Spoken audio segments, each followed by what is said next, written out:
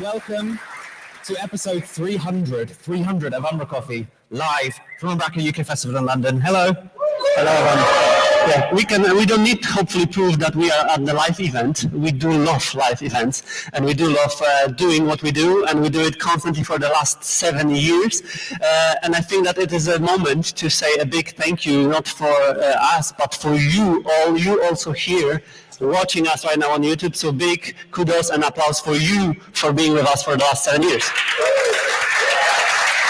We really appreciate it. I mean, if you think back to that very first umbraCoffee, in fact, umbraCoffee. Yes. Right? There was a Polish edition, and it's version 000 on YouTube. Maybe not on our channel. Maybe it's on your channel. It's on my private channel. Yeah, and this is how the whole idea started. I was having my first daughter, and I was not able to travel that much for the events like this. And I decided to do it on live stream, following the good and great, amazing legacy started by, for example, Warren Buckley, who is somewhere here at the event. Yes, because I did love watching and following up what is happening in the community, but I was not curious enough to do it alone. So I invited all the other community members. We spoke in Polish. Then people started to ask us if we can do it in English.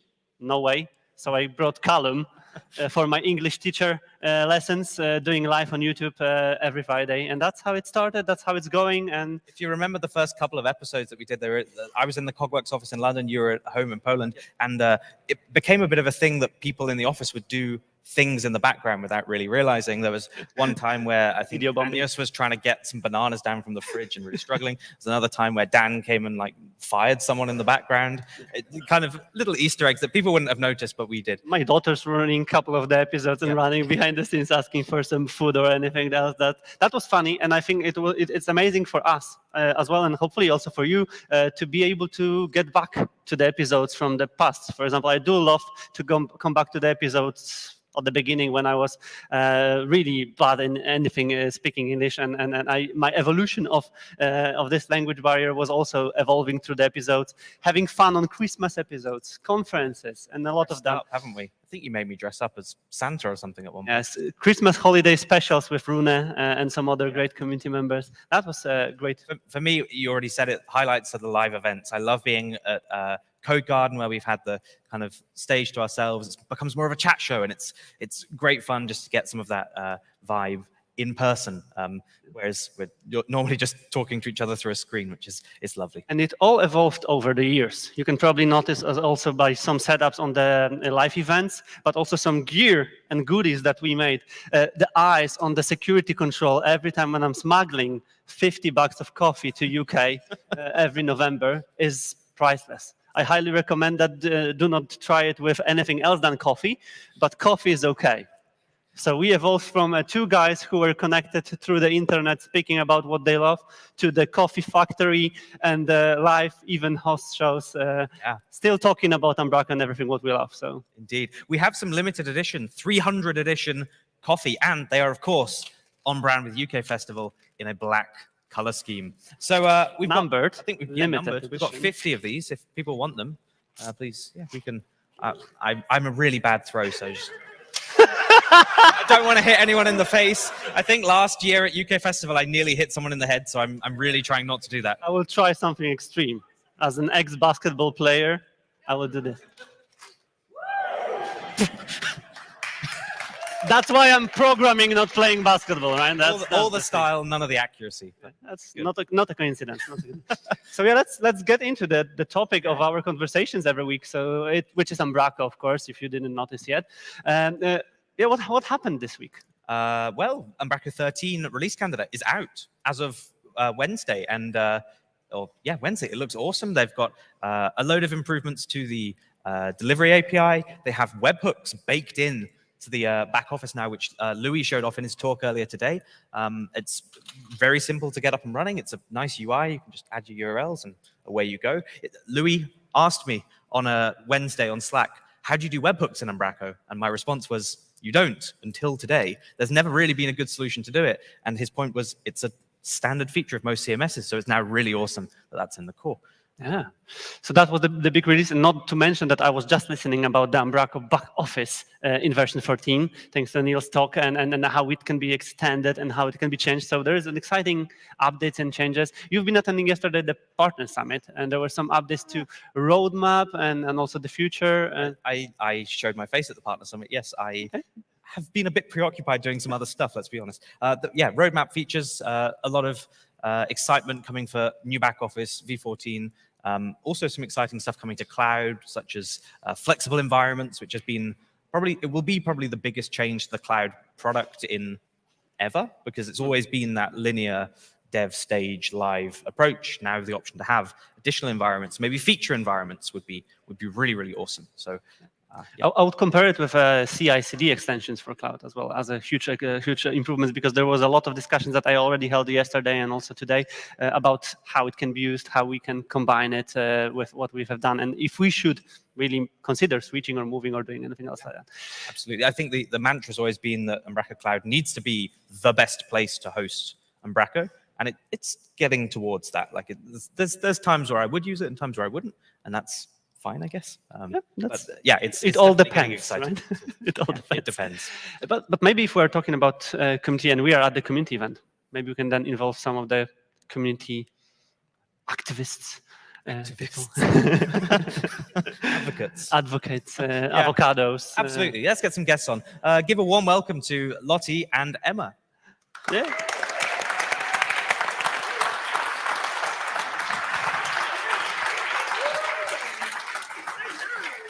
And have yourself a bag of coffee. Where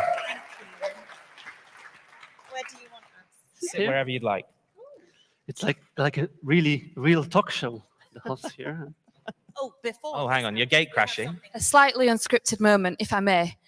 We just wanted to say thank you so much for your dedication over the years. 300 episodes, what a feat. It's actually 311 if you go on YouTube. Well, let's skim over that. But here we go. It's just a sweet treat from us to you, just to say thank you so much. And we really appreciate it. But you do need to open it for extra comedy effect. Whoa! I won't be trying to show it to you, but we'll put a picture online afterwards. They are umbraCoffee branded, and there is an awful picture of the two of us. Definitely you can eat your own face. Eating.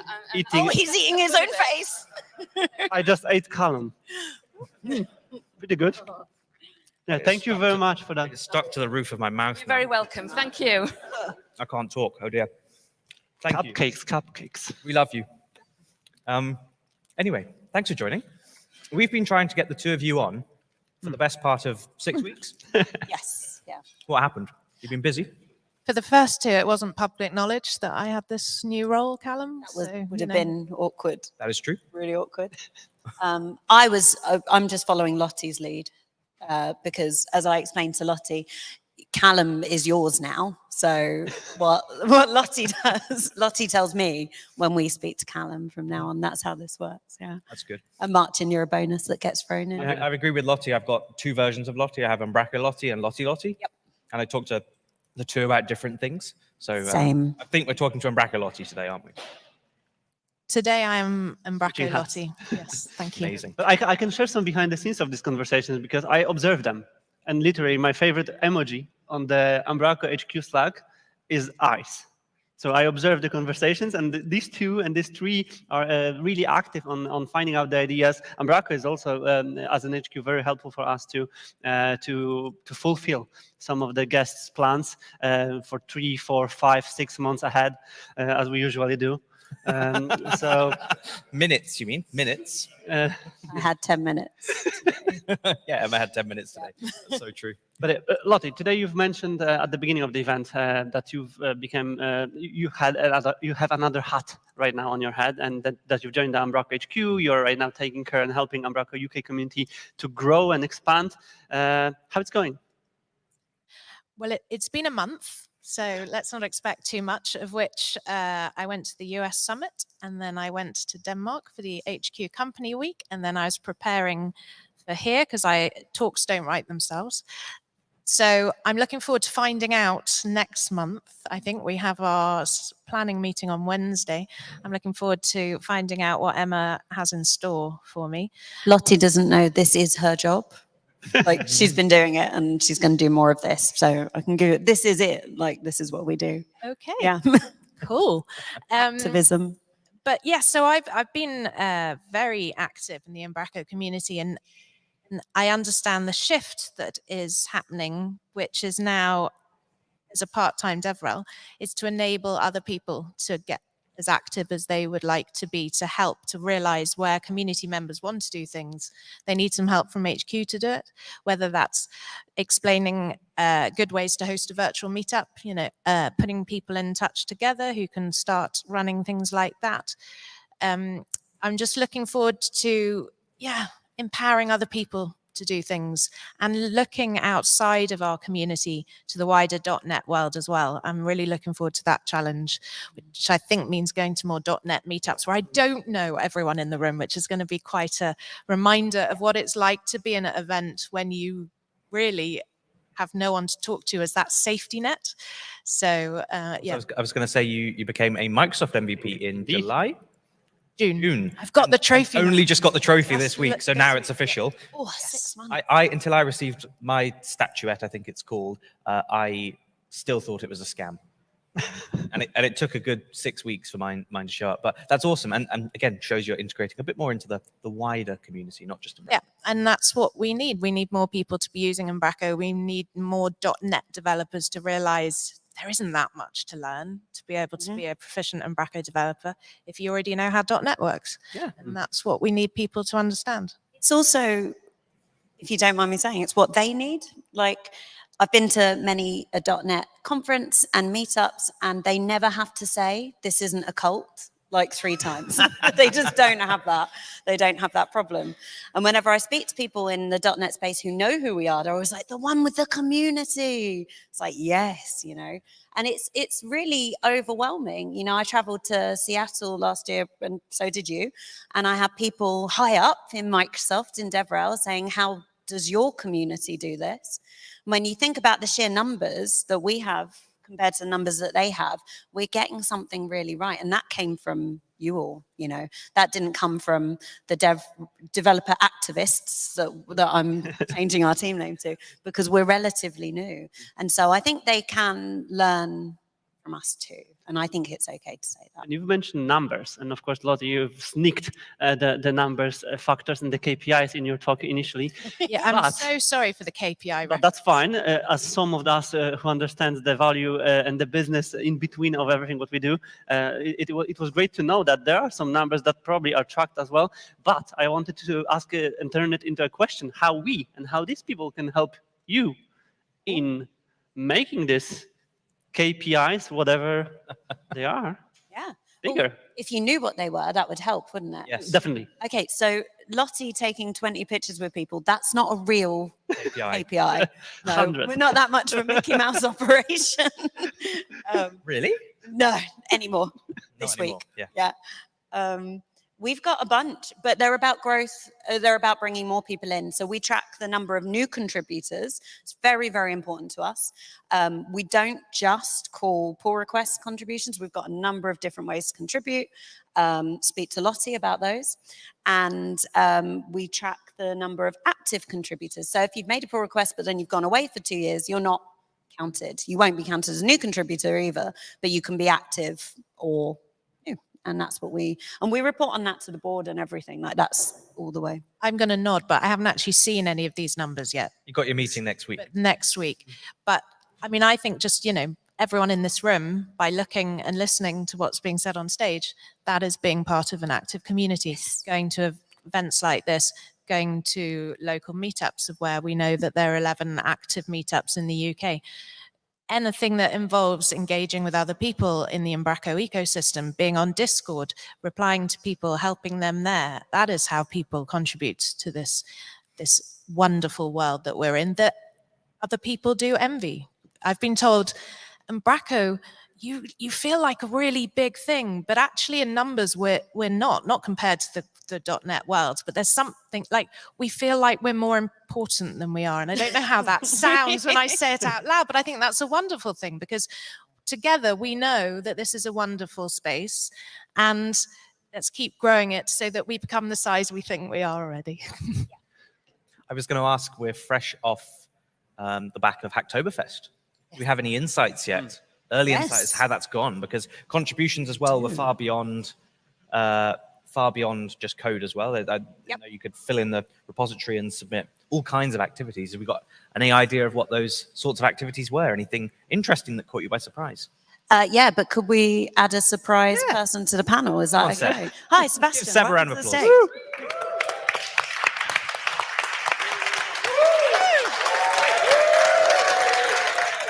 stage. Thank you. Please sit. It'll be a nice Very good. Yes. So I was a bit afraid Hacktoberfest this year would be a bit of a dud, because DigitalOcean is like, we don't know more T-shirts. So the spammers didn't come back to the Umbraco repositories this year, which was really great, actually.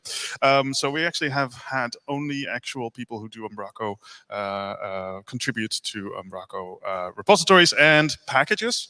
And people have been doing talks during October and all that kind of stuff. If you want to know numbers, okay. Am I spoiling it, Philip? Numbers. There is more activity than last year. Let's say that. And then if you go to Philip's talk at the end, he's got all the actual secrets numbers on there, all the secrets. Gets the But it's been absolutely wonderful and overwhelming to see everything coming in. We've had great contributions. We've had spelling mistake contributions, which have been also great, because we look less like a fool. So we're super happy with this year's Hacktoberfest, and already looking forward to making it even better next year. Oh, and hackathons, so many hackathons. So you were too late. You need to plan this better, Callum. This needs to be in October next year. On his own show. It's the same week every Book year. of complaints here. Same week every year. You can email your feedback to IDon'tCare at Umbraco Foundation. He means thanks for your hard work, Callum. How was the hackathon yesterday? Because I didn't attend, but Oh, yes. great. About how many people were 40 people in and out, something like that? 35 I counted. Nice. Okay, fine. I think someone was bringing the coffee, so maybe 30. They were very good contributors. Yeah, very lovely. I've seen smiling faces. I've done one high five with Richard, who did his first code pull request, not just pull request. Well done, Richard. And I think Amelia's here as well. Amelia's here. Where's Amelia? Amelia ran the Copenhagen hackathon Yes. early in Hacktoberfest too. So a massive round of applause for Amelia. And you also did an online edition, an online version of. Oh, there was an online one with Candid Contributions. Excellent podcast. Candid Contributions. Could you wave? Laura, could you wave? Yeah. I'm Lottie. So yeah, quite a few hackathons. Yeah. So definitely, when you mentioned the other numbers and the comparisons and stuff like that, it's not about being the biggest, but it's about being the best. In this case. Exactly right, yes. And I think it's all about quantity, because as you mentioned about community, every time when we speak with a lot of other people who are coming from other CMSs, other systems, and now beyond CMSs, even though it's still about people around that, and we talk about it since we ever talk about community. It's all about people, not technology.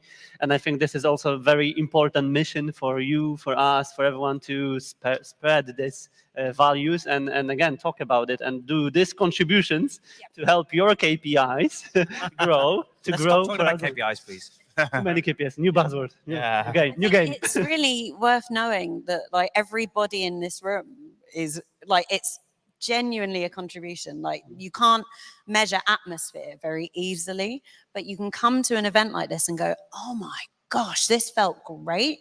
And it's because people show up. And some people might not have like a ton of conversations today. They might watch the talks, but people are giving up their time. This is very optional. Like, I don't know many companies that are like, you're sacked if you don't go to a community event. Maybe Bump does that. Maybe though, we to be do. fair. Yeah, Bump does that. But it's such a valuable contribution because, I mean, there's a lot of stuff we don't have to tell you to do, like smile, carry on doing a standing ovation all day. People will just do that and they'll police each other. Be nice, leave space when you're talking to people for others to join. We just do that here, and I think that's really special. So everybody is contributing. I really wish we could find an automated way of measuring that, but it's very manual to be like. I have a very nice automated way of doing something after conferences, and this is a note in the notepad. Basically, and that's for us all today, like to do something with this power and energy that we receive, because we often come back from the event. A lot of people write great blogs, for example. Then, I don't know, even if I attended the event like this, I do love reading these blogs again and then coming after everything what some other people seen through their eyes. So it's a lot about things that we will do after today, not tomorrow, maybe the week after, and then until the next event. And Even also, in 6 months' time, when you've applied the bit of knowledge you learned in someone's talk and that project goes live, you can post about it on wherever people post nowadays and say, yeah, this was awesome, and thanks to that person who 6 months ago gave me the seed that. Yeah, I think people should do that. I think definitely easier in a smaller community, let's right? check in 6 months and see that people have done that. But, Cool. Set up a Thank you, reminder. friendly Deborah team and Lottie, who's just you. been off the edge, but we love you. you too. Do you receive coffee? No? Let's give some more coffee out, Marcin. Who wants coffee? We've got 50 bags of it, and Marcin for is this not contribution. taking it home. I will carry it.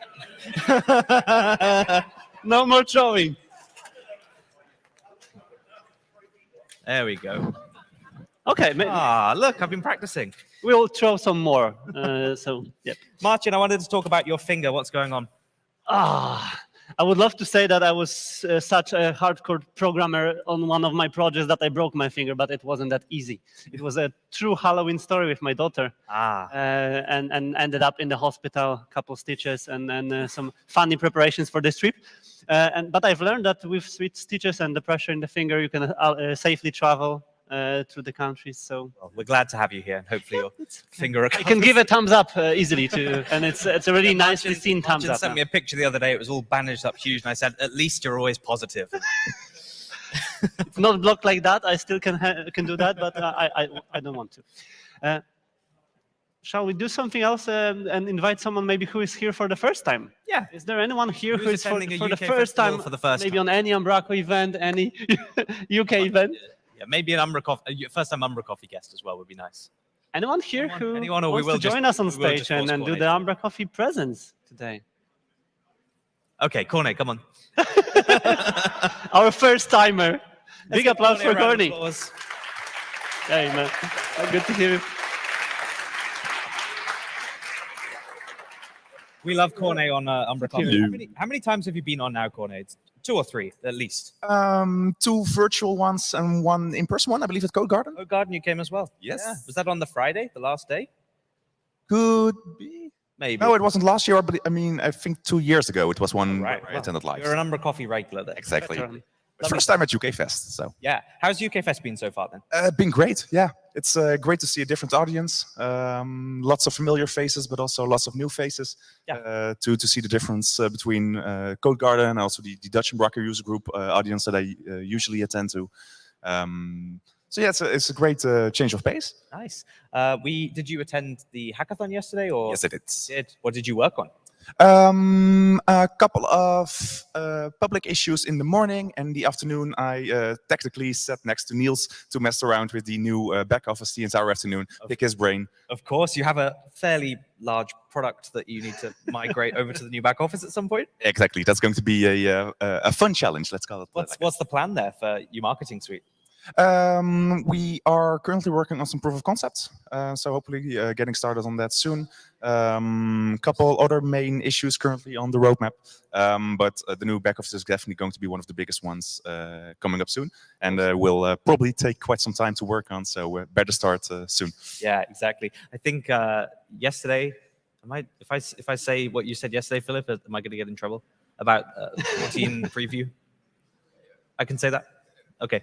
I think Philip said yesterday that we'd get a 14 preview at sometime in the new year, and that's basically or a beta, effectively a point where it's feature complete and everyone can now start working, building packages against that ahead of the release in June, May 30th. Oh wow! So yeah, 5 or so months for you to get everything ready, and best of luck to you. Thank you very much. We'll need it.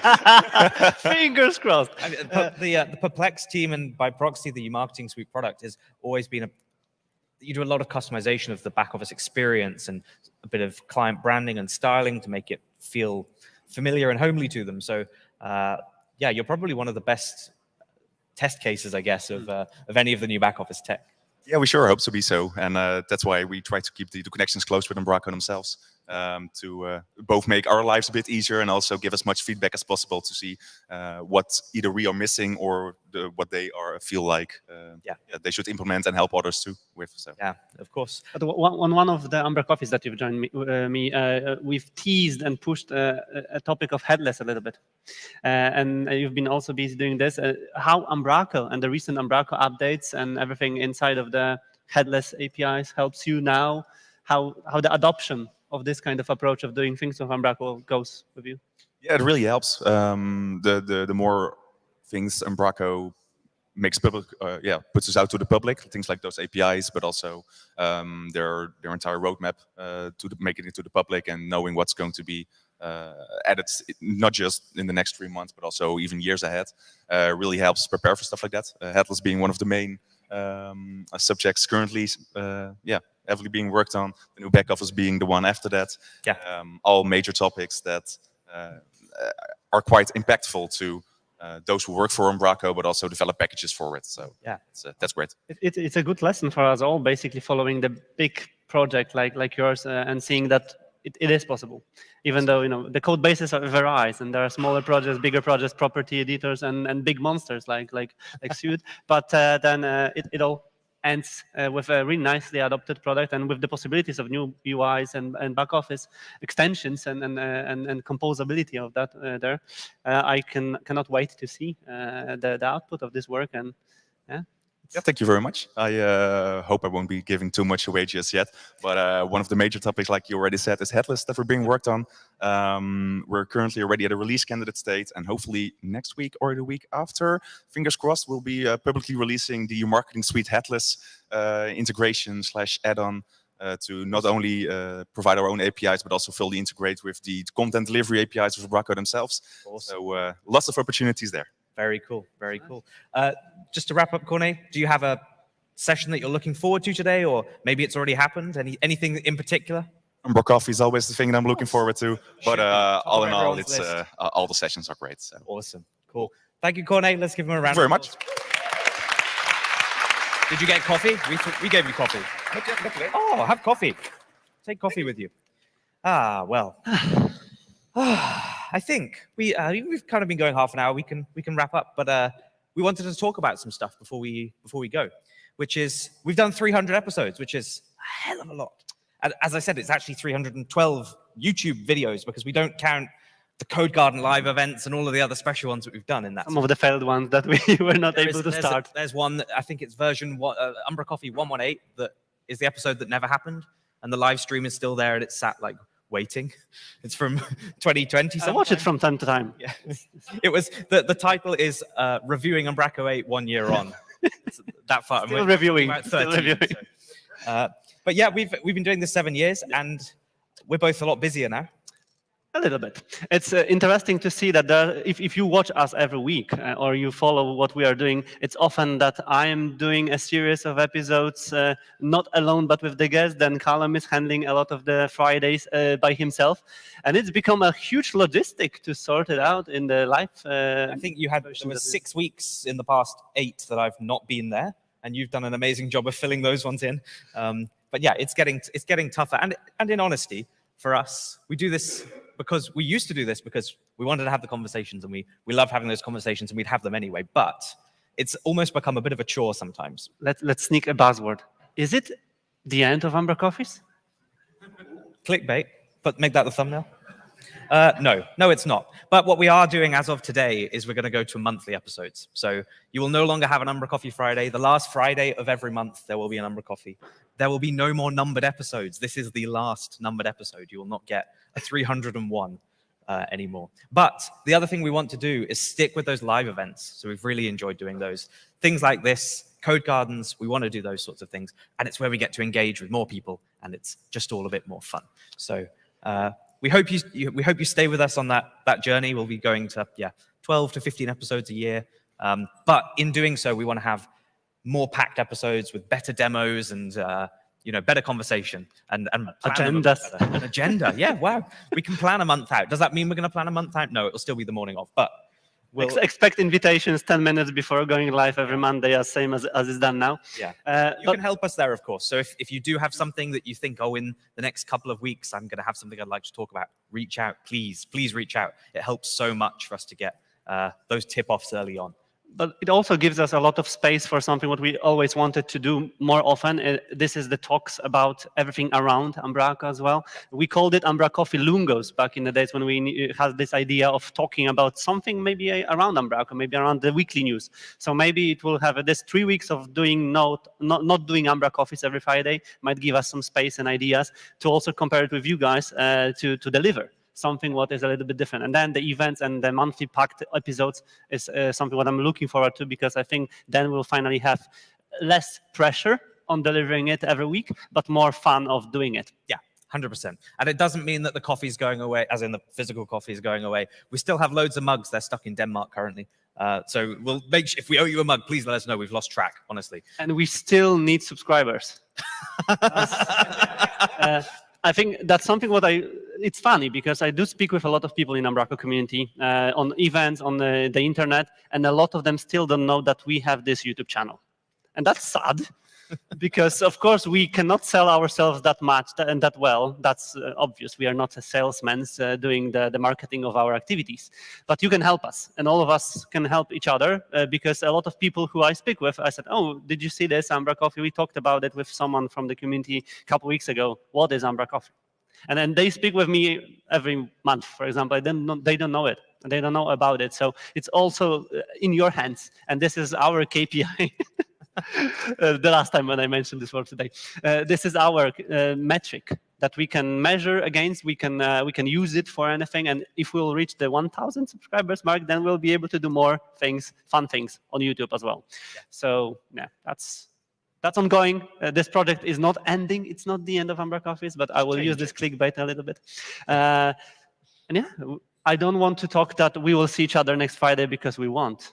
No, we won't. But we will see you at the end of November. What you will do next Friday? I was actually talking to someone about this the other day, that next Friday it's going to be so weird when that calendar invite doesn't go off at 11 o'clock and I'm sat there with nothing to do for an hour. That's going to be the exact opposite. But it will feel a bit weird. It will feel a bit empty. But we can always have a call and talk about what happened in Umbraco. Just don't go live.